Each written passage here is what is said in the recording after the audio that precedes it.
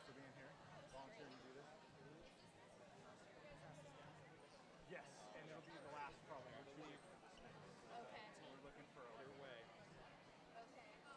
But yeah, this is cool. Like 300 students. They didn't do lower kids. It's just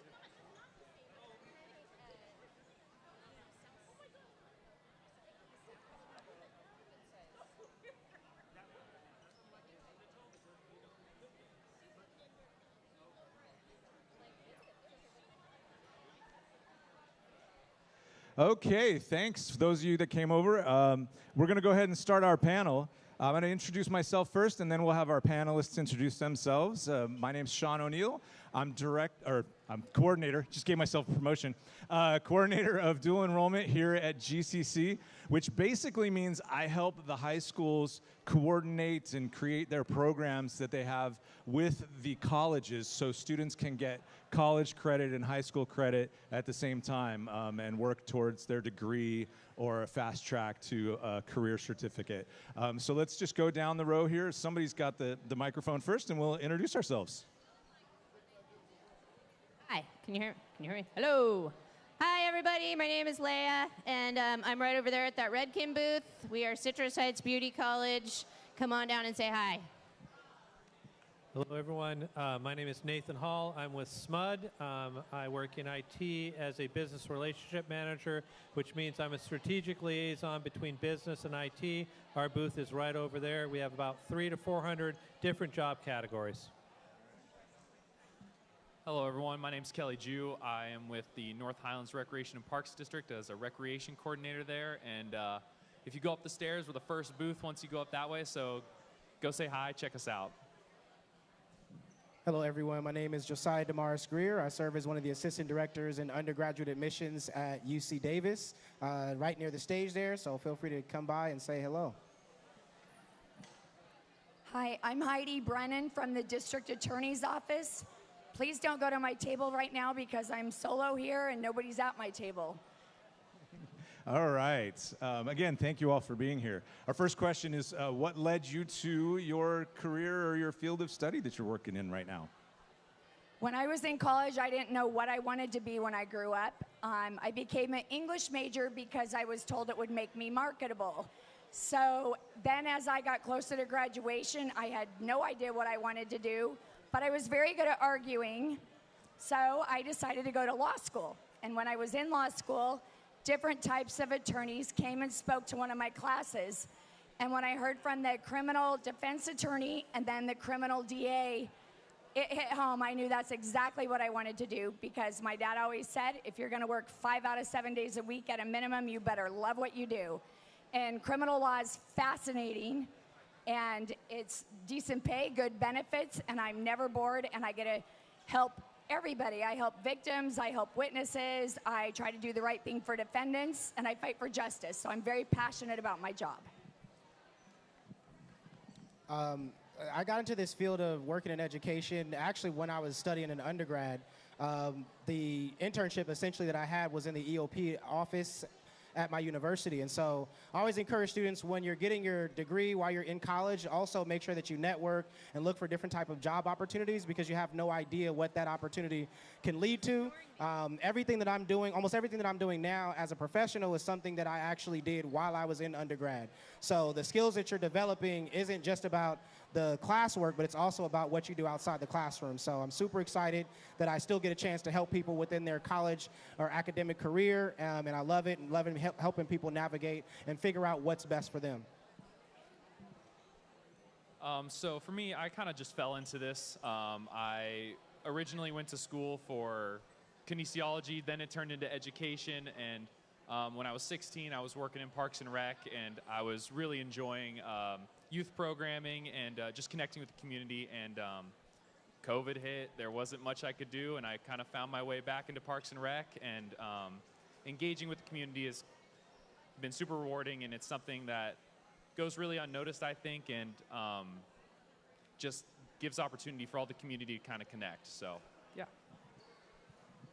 So for me, I was a business degree major before most of you were born. I've done many different jobs, traveled all over the world, worked all over the world. Mainly what I do is business process improvement, helping bring people together to facilitate things and to make major projects get approved and get them done. I joined SMUD 8 years ago.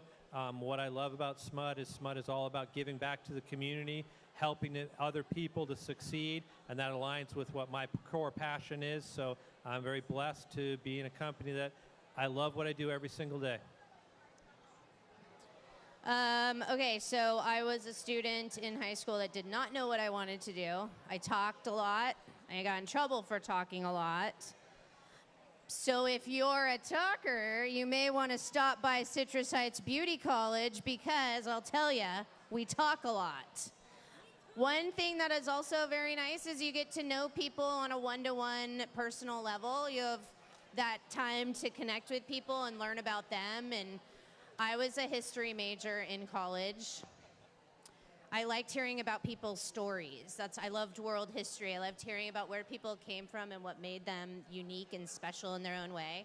As a hairstylist, I get to do that. I get to hear about my clients and meet them and learn about their lives and where they come from and what made them who they are. So it's actually better for me because I get to talk my face off to people and learn about who they are and have that kind of personal relationship that I crave. Nice, thank you. All right. Next question, we'll go the other way here. What are some challenges that you face in your work, and how do you overcome those? I would say in this industry, challenges would be budgeting your money and your time. Hairdressers, we don't have a lot. We're creative people. We're a little up in the air. We're not great budgeters, and when people pay us in cash, that's not free money to take your friends out to Starbucks, right? That's money that you have to save because you have to buy your supplies for your chair. You may have to buy a class and go educate yourself on a new hairstyle. So learning how to budget your money and your time is something that is very important in my industry. So for me, many of the challenges we face is there's just too much work and not enough people and not enough time to do that work. So it's a case of having to set priorities, learning how to ask for help, and really trying to stay organized to make sure you don't forget about things, and communicating, very, very important, communicating when you're not going to meet a deadline. Don't tell them a minute before the deadline. Tell them long in advance of the deadline, saying, I'm not going to be able to finish it by the end of the week. I will finish it on Tuesday of next week. So prioritization, that's a challenge for us. A challenge for us, of course, would be staffing and funding. With staffing, we hire a lot of 16, 17, 18-year-old kids, and, you know, you come for the summers and you help us out for our summer camps, our summer programs, and some go off to college, go to school, and some come back, some don't. You know, life happens. Everyone enjoys it. Sometimes, you know, life happens and they can't come back, so that's why we're always looking for the next person to hire, you know. It's a great opportunity, and it grows you as a person, and it's another stepping stone that you can learn about. And like I said, though, people move on, and it is a challenge to keep people coming back and finding a new pool of applicants. I'd say in my role, one of the challenges I face is having to talk with students who didn't unfortunately get accepted into UC Davis, because I spend my time talking with them in the recruitment process, but then I have to let them know, okay, like they weren't accepted, but I have to tell students, like, it doesn't mean no, it just means not right now or not this particular way. So the way I try to overcome that is like still letting them know there's still a pathway to get to UC Davis. It just might not be the one that you envisioned off the top of your head. But there is a path to get you into Davis. There's a path to get you an education, a college degree from a top university. But we might just have to go about it either through different things like community college, doing tag programs, or reapplying even the next year. So it just there is still a path, but it just might not be the one that you thought initially that is the best for you. Well, as a criminal lawyer, there's a lot of obstacles. There's an uptick in crime, it's an obstacle. The laws change, that's an obstacle. A defense attorney or a judge can be an obstacle. Lots of things create problems on my path to where I want to be with a case. But I guess the way to get through it is as the laws change or the views of the citizens and the juries change, is just having to adapt, think outside the box. We partnership with a lot of different agencies like sheriff, police, code, a lot of local businesses. I go to a lot of Business Watch meetings to work with them and hear from the community about their problems and what they want, and try to figure out how to juggle and help the businesses, but also help people that are addicted to drugs, and try to work in treatment and rehab. Like, our laws have leaned a lot more towards that lately instead of just punishment. And when that's not working, you got to have some punishment as a backup. So I think it's just thinking around everything and continually adapting to it. Nice. You said always looking for the next recruit, right?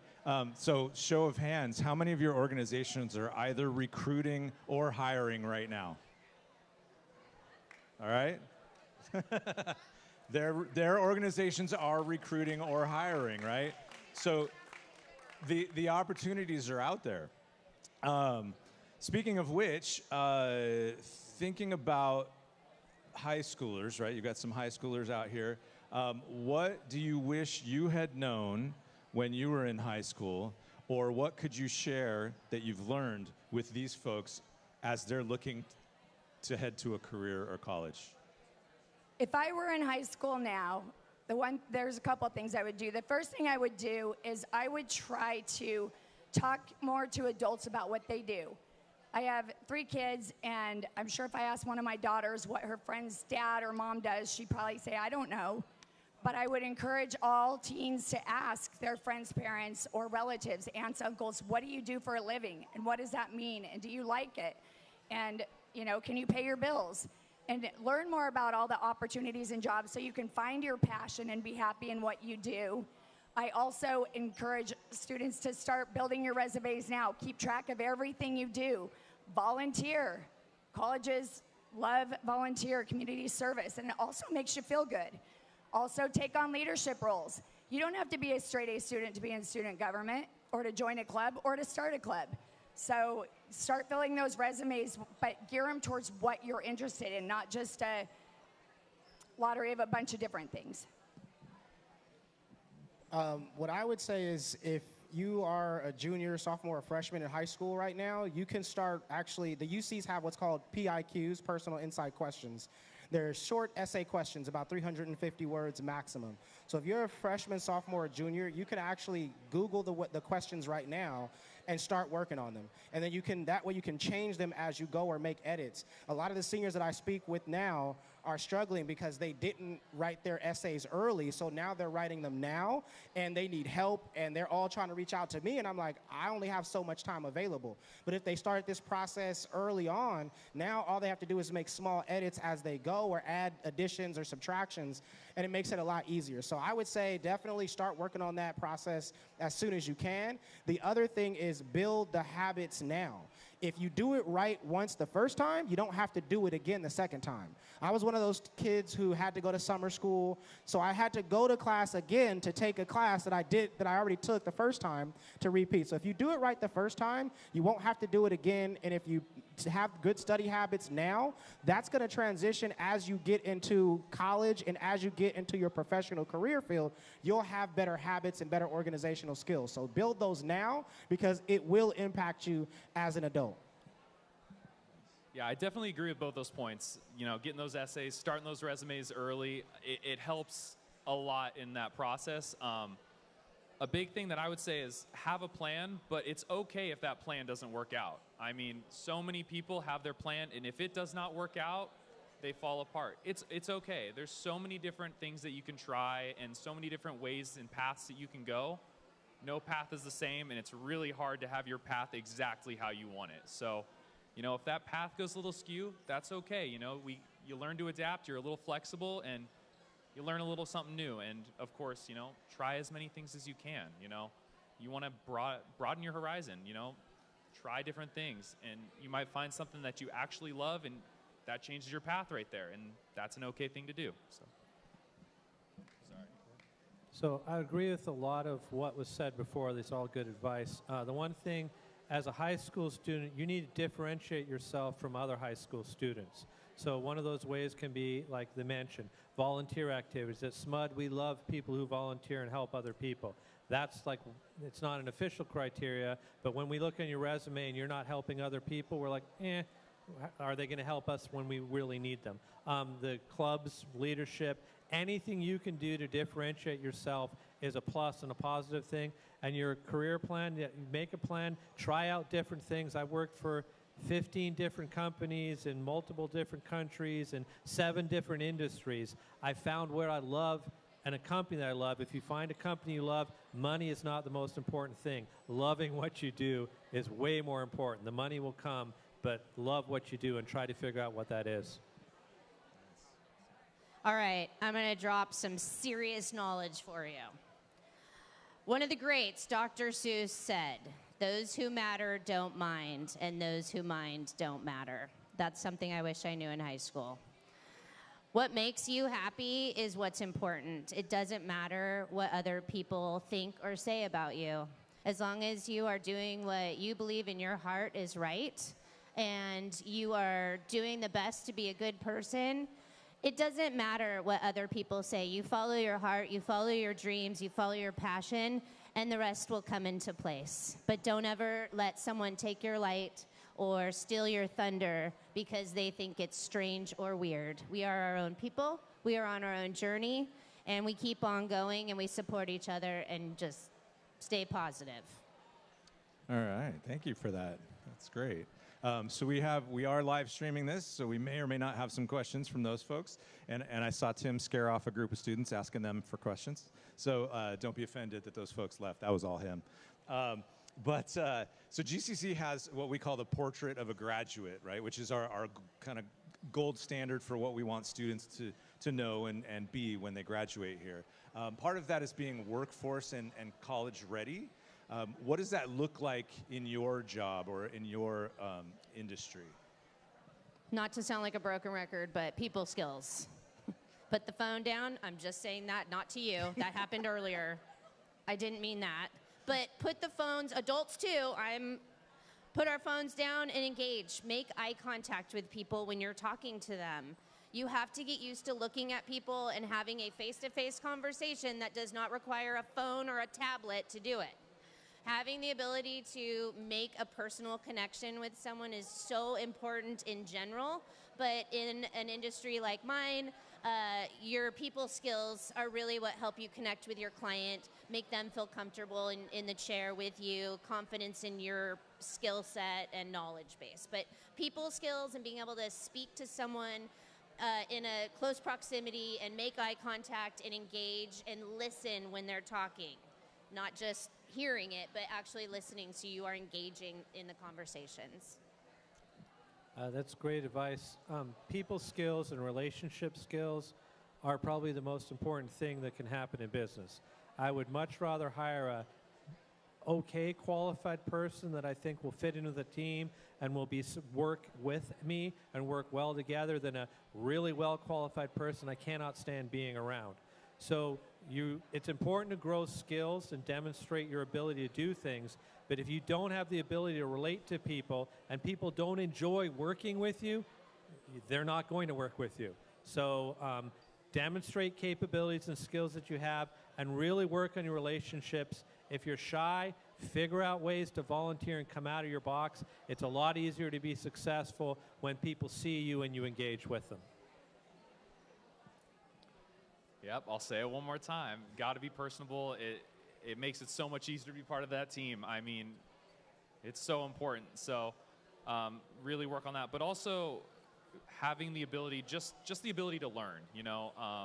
With a lot of the jobs that we have in my Parks and Rec department, we are giving it to a lot of kids. It's their first job.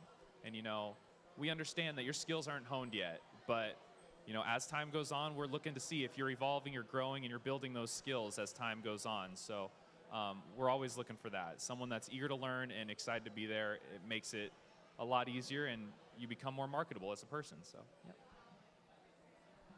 I would say as a UC, we're heavy on research, but I think students, we're looking for students who are challenging themselves academically, right? So we're looking for students who have AP classes, honors classes, dual enrollment, IB, things like that, right? So you're challenging yourselves, going above and beyond academically. But that's not it, right? We like also students who are challenging themselves socially. So are you a part of any type of government activity? Are you a part of any type of extracurricular, whether it be a sport, whether you feed the homeless, you sing in the choir? Like, we just like to know that students are well-rounded, right? So don't just focus on getting the good grades, because that's only one part of your academic experience. What else are you doing outside the classroom? If you look, our average unweighted GPA for students that were accepted last year was 3.79 to 4.0.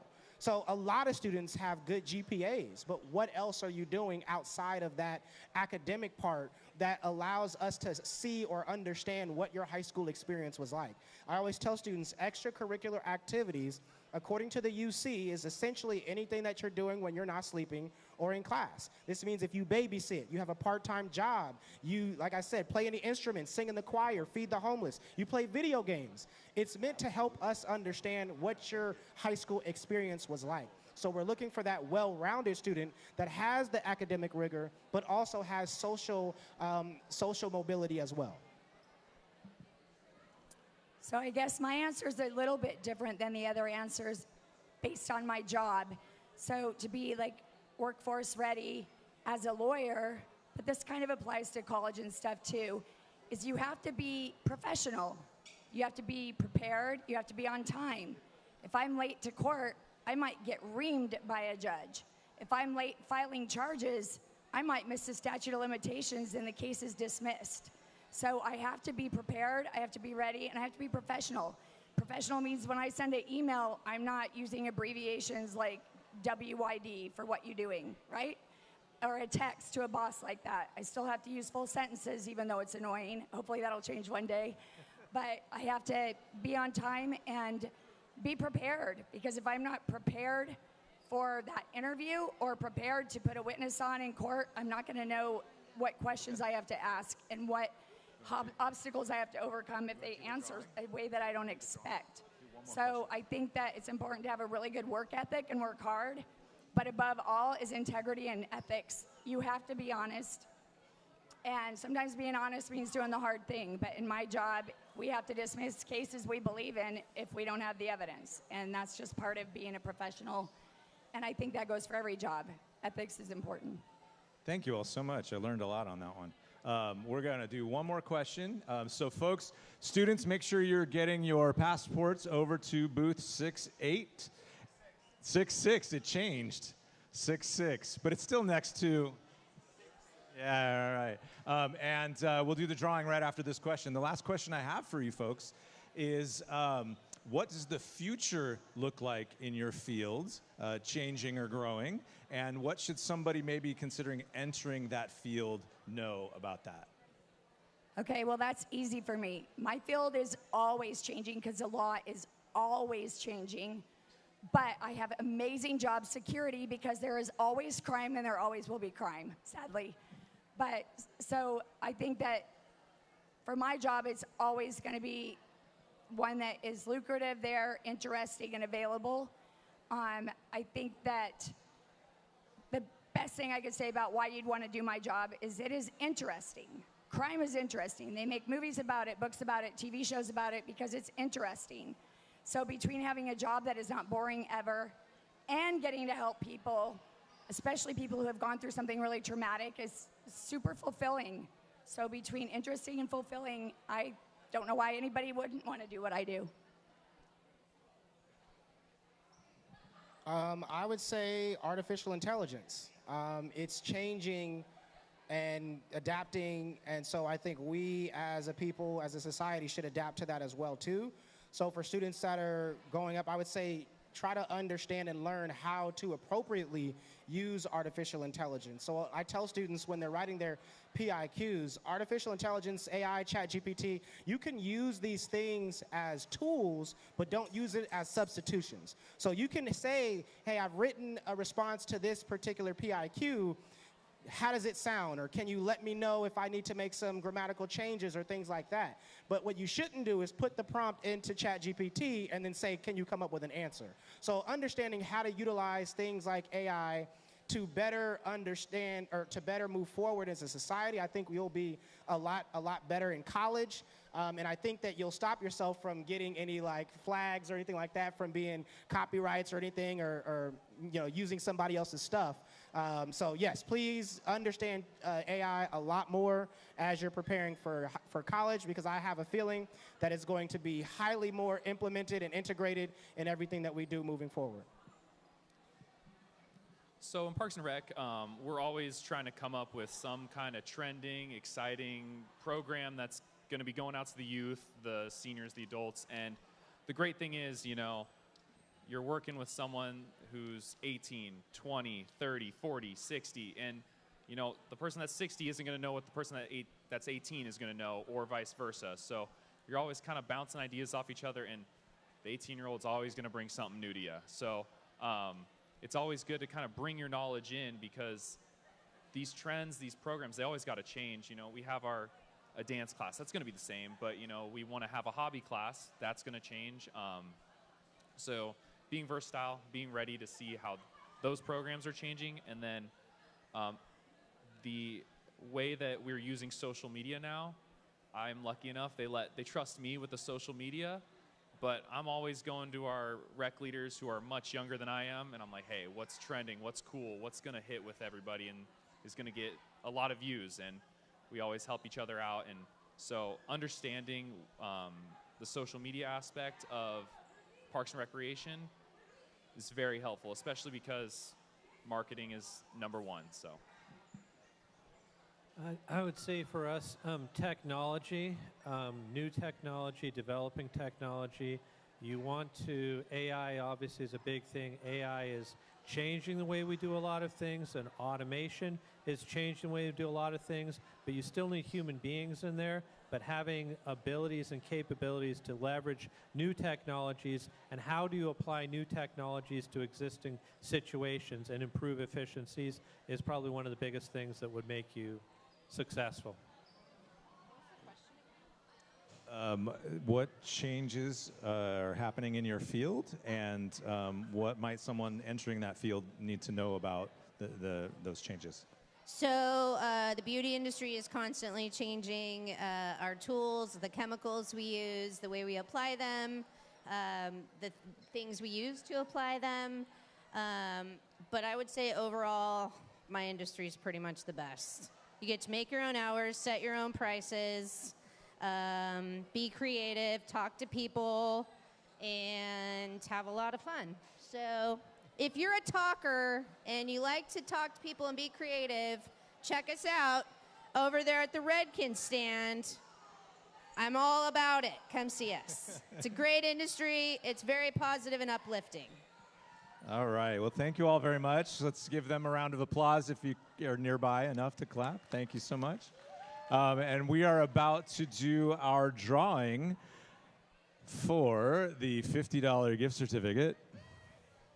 Thank you all so much. Watch your step as you...